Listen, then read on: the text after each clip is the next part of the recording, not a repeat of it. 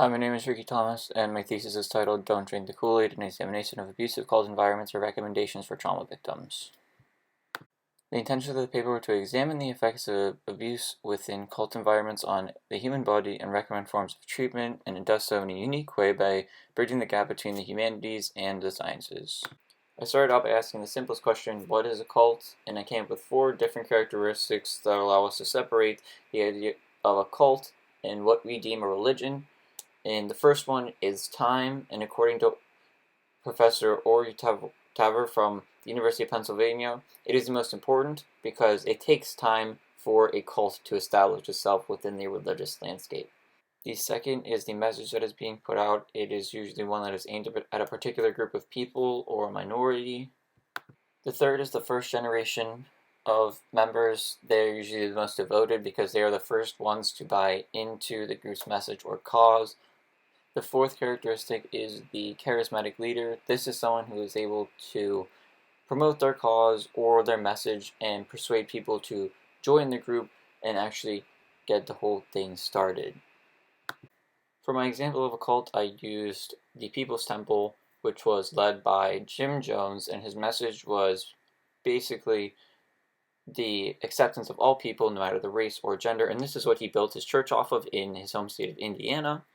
And the first generation of people were obviously very devoted to him because he moved them from Indiana to California and then ultimately to Guyana, South America, where we see the Jonestown Massacre happen, which is where over 900 members of the People's Temple actually committed suicide by demand of Jim Jones himself.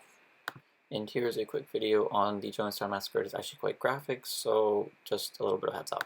Locked up by the temple leaders to make it difficult for anyone to leave the country along the premises. Jewelry, social security checks. A trunk was filled with performed today on the body of the founder of the People's Temple, Jim Jones. His sons who were simply going to sleep.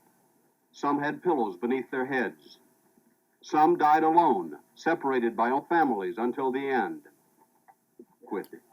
Babies were fed the lethal potion with it. It's believed each lived about 5 minutes after swallowing a mixture of cyanide and a flavor. Custody by the Guyana police. Another arrest was made today of a member of the People's Temple, the man identified only as Tim Carter, the specific charges not immediately announced. I then studied the Children of God cult, which was founded by David Berg back in 1959, and this group actually has ties all around the world, but they're most infamous for accounts of child sexual abuse as well as many other forms of abuse to children. Most of the abuse took place in these teen detention camps, formerly called teen training camps or Victor camps. This was because while the Children of God had a successful first generation and faithful one, the second one came along and began to question the faith. So by putting them in these camps, they felt it would be an incentive to make more positive contributions to the group and have more faith in it. And then I studied a woman named Mary Berg, who was actually the granddaughter of David Berg, the founder of the Children of God. And what she faced was isolation within the first 2 months.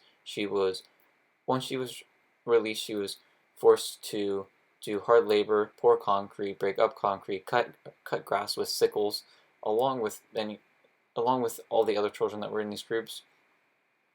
And she was also beaten and sexually assaulted on multiple occasions. However, this is where the bridge between the humanities and the sciences connects within my presentation, because Mary actually had a mental breakdown or a psychological breakdown after enduring these abuses for 3.5 years. So now we're going to look more into how this trauma and this abuse affects the body. In looking into the nervous system, most of my information came from a woman named Shelley Rosen, who's a psychotherapist in New York who worked directly with cult members, and one of the effects is called autonomic dysfunction, which affects the autonomic nervous system, which could range from mild to actually life-threatening. This is whenever somebody who has experienced a traumatic event might have a flare-up and feel increased heart rate, increased breathing rate, increased body temperature, and increased blood pressure. And symptoms like these are present in people who suffer from PTSD, as these memories are recurring and the trauma returns in their head. They might experience that increased breathing. They might experience that increase in heart rate. In bringing up PTSD, there's also another form called CPTSD, or complex post-traumatic stress disorder, that seems to affect second-generation cult members more than the first. And some of these symptoms are specifically identity confusion and even more extreme forms of depression than the first generation members. And Rosen actually commented on how these illnesses become so severe for people who were former cult members, and this is because being in a cult isn't like a job. Being in a cult is something that goes on 24/7. Your life is dedicated to the group. And the People's Temple was a great example of this because their whole life revolved around building up Jonestown whenever they were in South America. It was focused all on the community. How could we benefit the community? How could we build it? And there was such a heavy focus on it that the only things that the people were reading were newspapers on what was going on in the community, or watching videos, or watching whatever form of media, and it was only concerned on what was going on in Jonestown. And even the kids who were in these teen training camps and the children who were part of the Children of God, their lives were focused on rebuilding their faith. There was nothing else to focus on because they were getting it beat into them and they were getting abused because of it. So their whole lives revolved around this. It's not like they were going home from a job and being able to relax, watch their own TV. So this constant pressure is what caused these illnesses to become so severe in former cult members. And Rosen actually provided statistics on PTSD in former cult members, as 61% of males and 71% of females reported that they suffered from some form of PTSD, and she compared that to military personnel, where only 10 to 25% of them reported suffering from some form of PTSD. So 61 and 71% compared to 10 to 25% in military personnel is quite astounding. Now we're going to look into how trauma affects the brain specifically, and there are 4 parts that seem to be affected the most. The first is the prefrontal cortex, or the PFC, which is in charge of our decision making, so the decisions we make for ourselves and the decisions we make for others. This is actually underactivated by trauma, along with the anterior cingulate cortex, or the ACC, which is in charge of our emotions and how we handle tough situations. The third is the amygdala, which is our fear center, so this triggers our fight or flight. And while the PFC and the ACC are underactivated, the amygdala is actually overactivated, so we're constantly on edge.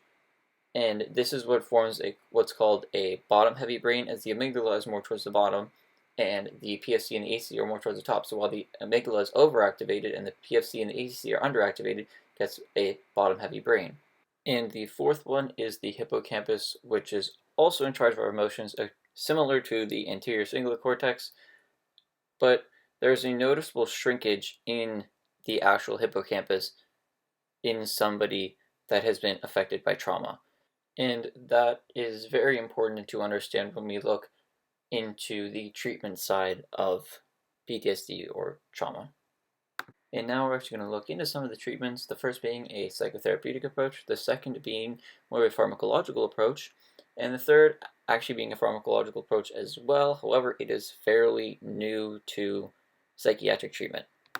The first one is called eye movement desensitization and reprocessing, or EDMR. This is the psychotherapeutic approach, and this is where the therapist holds an object or their finger or a bar of light in front of the person's nose and moves it from left to right, and the person is supposed to follow with their eyes, and they're told to replay the traumatic memory in their head over and over while the lighter object continues to move in front of their face, and they continue to follow it. And it's actually been found to make these traumatic memories less traumatic, and it has successfully treated over 1 million patients and is now being used in 19 studies all over the world. The second is the more pharmacological approach, which are phenytoin and paroxetine, which are actually 2 antidepressants used to combat symptoms of PTSD, and paroxetine has actually been shown to reduce PTSD symptoms by 54%. However, it what's important is it induces neurogenesis in the hippocampus, which means the hippocampus is actually able to grow whenever someone is on paroxetine. And like we talked about before, where due to trauma the hippocampus shrinks, the neurogenesis or the growth of the hippocampus is being induced by these antidepressants. So it's leading to successful treatment as the hippocampus grows.